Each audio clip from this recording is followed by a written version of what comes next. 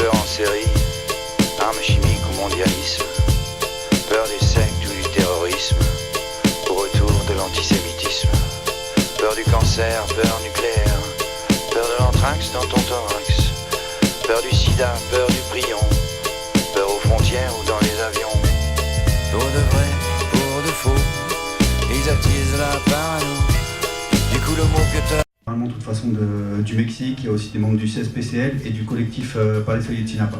Donc après la discussion qui va durer, voilà, le temps que ça durera, il y aura direct dans la foulée un showcase de Riam, donc voilà, faut rester un peu, et il y aura un DJ set de DJ Messina juste après. Donc voilà, de toute façon je vais laisser la parole aux intervenants, c'est plus simple. Alessi, je te laisse la parole en premier. Como quieras, amigo. Bonsoir tout le monde, merci d'être venu, merci à B-Boy Conscient et à Angle Mort d'avoir organisé cette soirée. Donc, on m'a demandé de venir présenter México Profundo, qui est le livre de Guillermo Bonfil Bataille, un livre qui a été publié en 87 et qui n'avait jamais été traduit et publié en français. Il y avait eu une édition anglaise il y a une vingtaine d'années, curieusement. En 87, quand il sort, c'est une période où on a l'impression qu'il ne se passe plus rien au Mexique. C'est une impression trompeuse, parce qu'en vérité, de façon souterraine, des choses se préparent, hein, des choses sont en gestation. Dans la Sierra Nord de Oaxaca, il y a tout le mouvement communaliste qui est en train de se développer discrètement dans les montagnes, chez les Zapotèques et les Mijes. Dans la Sierra Lacandon, les zapatistes sont en train de s'organiser depuis 1984. En même temps, tous les mouvements de guérilla des années 70 ont été définitivement laminés. Bon, c'était principalement des mouvements urbains, mais il y a aussi des mouvements paysans, en particulier dans l'état du Guerrero. Tous ces mouvements ont été écrasés. Et donc, Bataille essaie de poser un peu la question indigène dans sa globalité. Donc c'est quelqu'un qui a fait du terrain, évidemment, comme tout anthropologue qui se respecte, mais dans une perspective clairement dissidente par rapport à l'anthropologie officielle.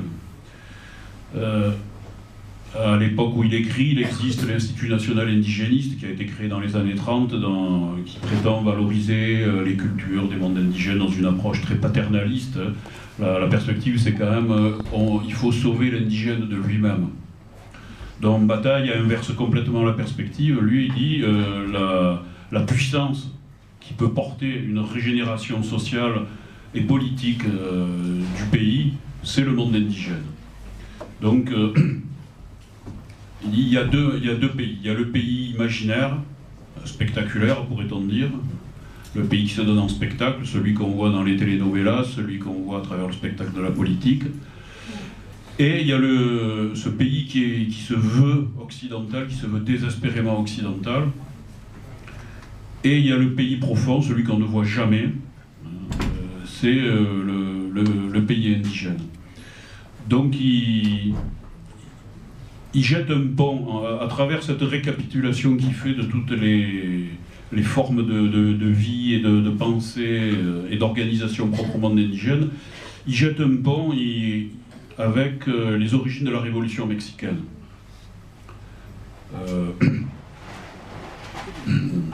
Ricardo Flores Magón, qui était d'ailleurs lui-même indigène, qui était l'agitateur qui a préparé le terrain de la révolution mexicaine et qui a inspiré d'ailleurs le plan d'Ayala des zapatistes, avait cette très belle formule. Il disait: les peuples indigènes du Mexique sont mûrs pour le communisme parce qu'ils en ont déjà une expérience dans leur propre système communautaire.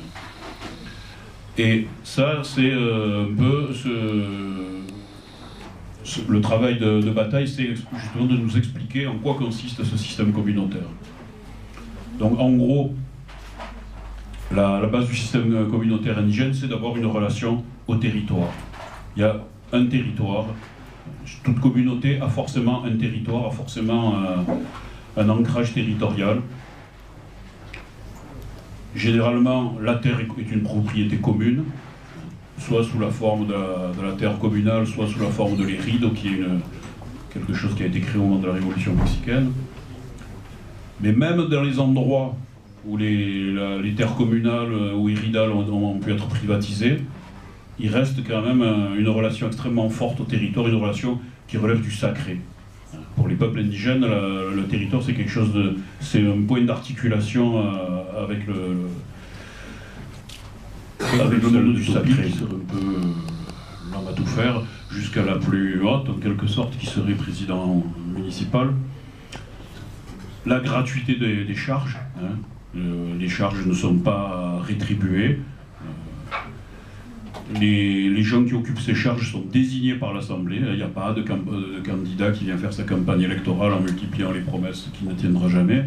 Là, c'est l'Assemblée qui décide en fonction de la personnalité des gens, telle qu'elle est reconnue, connue et reconnue, en fonction aussi de la contribution de ces gens à la vie de la communauté, qui décide de leur octroyer des charges.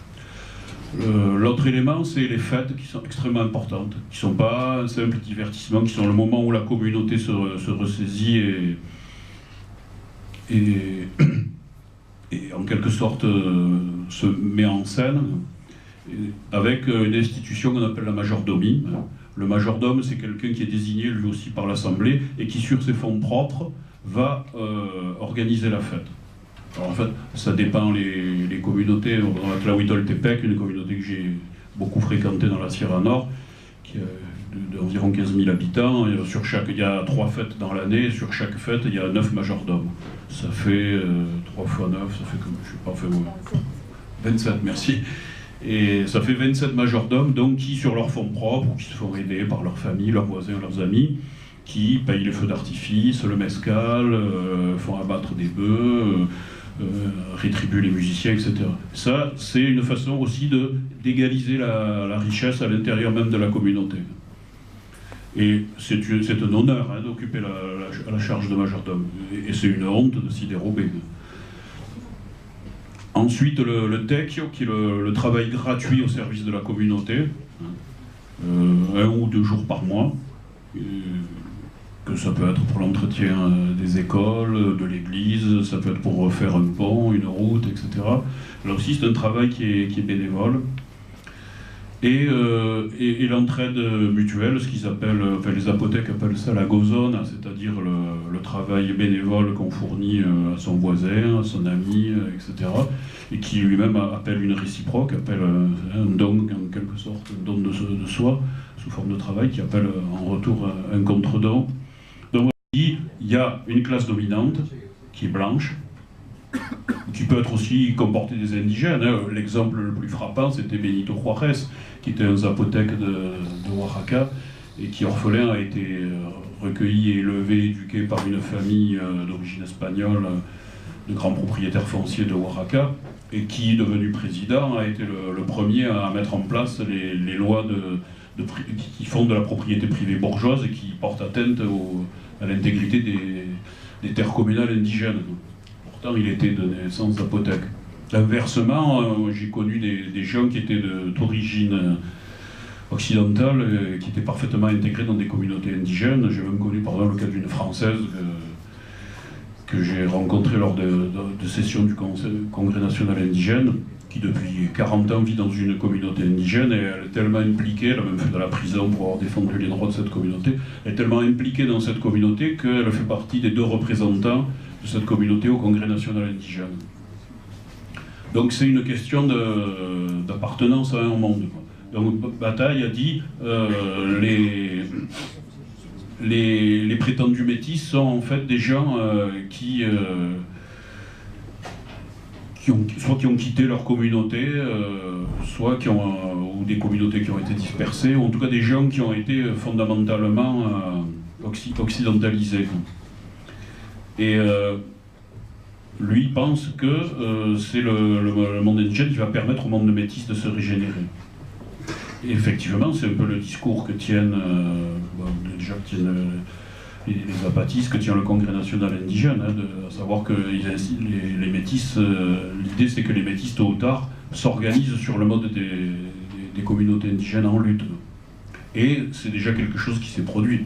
En tout cas, moi je l'ai vu dans l'état du Michoacán, pendant les premières autodéfenses, c'était des communautés indigènes, en l'occurrence des Nahuas, qui sont les descendants des Aztèques. Et par la suite, les autodéfenses se sont multipliées dans les communautés métisses.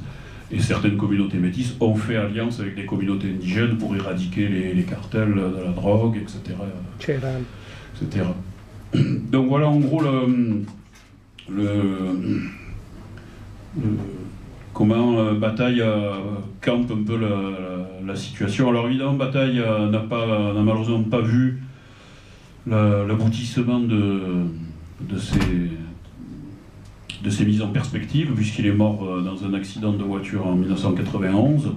Il n'a donc pas eu la chance de voir le surgissement de l'insurrection zapatiste en 1994, et encore moins évidemment l'insurrection de Oaxaca en 2006 et tant d'autres formes de lutte indigène.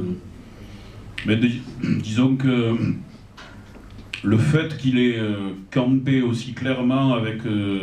en plus c'est écrit dans une langue extrêmement limpide, c'est pas du tout écrit dans un style universitaire lourd, pesant, comme beaucoup de traités d'anthropologie. C'est quelque chose qui est très accessible. Je faisais un peu le bilan disons de l'échec des mouvements de guérilla dans l'Amérique latine, qui étaient quand même tous organisés sur des modèles importés du monde occidental, et dans lequel généralement les indigènes étaient un peu la main-d'œuvre de base, quoi, hein. Ça, c'est le schéma qu'on voit sur tous les mouvements, que ce soit en Colombie, au Pérou, au Salvador, au Guatemala, y compris au Mexique des années 70. Donc il y a une réflexion quand même, une sorte d'ébullition politique à la fin des années 80, début des années 90. Et là, le livre de Bataille arrive exactement au bon moment, là où il faut. Moi, je fais partie du collectif, du comité de soutien. L'essai spécial, c'est le comité de solidarité avec les peuples de Chiapas en lutte.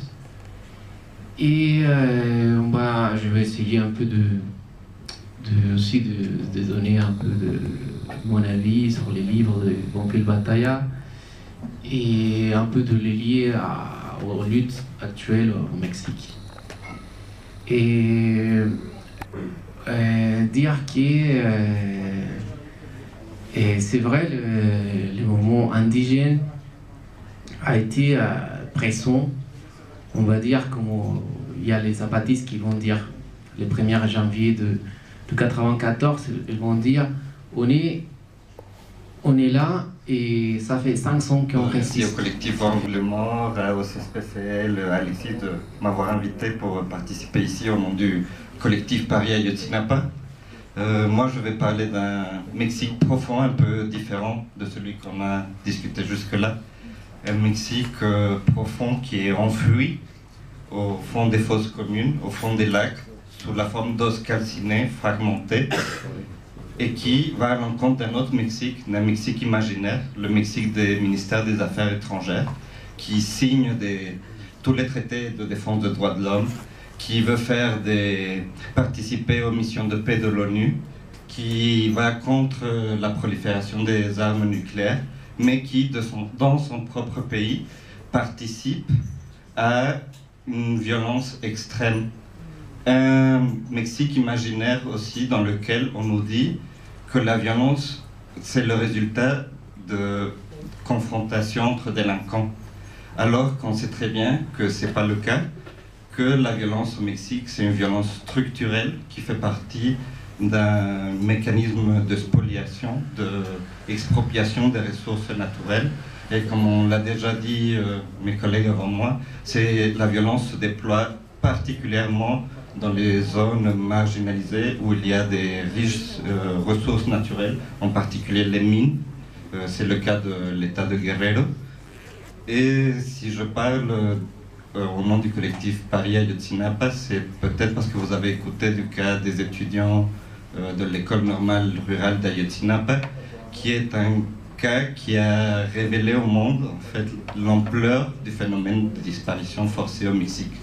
Parce que ce phénomène existe depuis très longtemps, au moins comme en Argentine, d'autres pays du militaire, la capacité de faire des tâches de renseignement, d'arrêter des gens, de les emmener au poste Et tout ça sans rendre compte. Il n'y a pas de transparence sur les actions des militaires dans la lutte contre le crime organisé, parce que c'est considéré comme de la sécurité nationale. Alors, toutes les actions que l'armée fera depuis que la loi est passée seront classifiées secret défense.